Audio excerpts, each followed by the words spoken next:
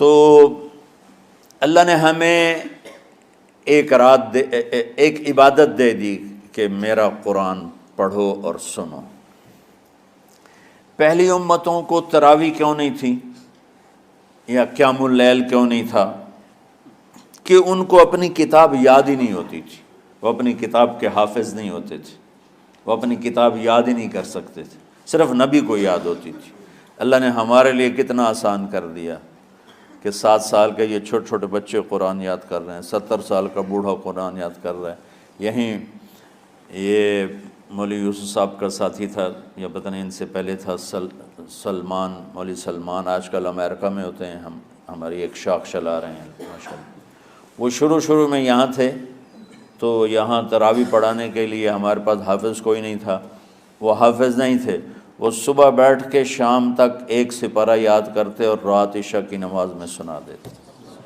30 دن میں قرآن یاد کر کے سنا دی۔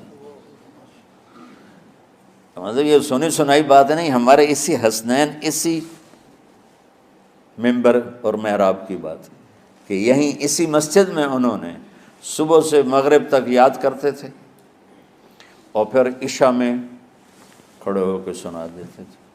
پیچھے ہوتے تھے لقمہ کوئی دینے والا شاید، لیکن بہت خوبصورت پڑھ کے ایک دن میں یاد کر کے سنا دیا۔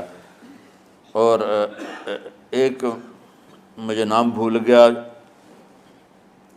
کہ 3 دن میں قرآن یاد کیا، 10 سپارے ایک دن میں یاد کیے، 10 دوسرے دن میں یاد کیے، 10 تیسرے دن میں یاد کیے۔ وَلَقَدْ يَسَّرْنَا الْقُرْآنَ لِلذِّكْرِ فَهَلْ مِن مُدَّكِرٍ۔ تو اللہ تعالیٰ نے اس کو نصیحت کے لیے بھی آسان کیا ہے اور یاد کرنے کے لیے بھی آسان کیا ہے۔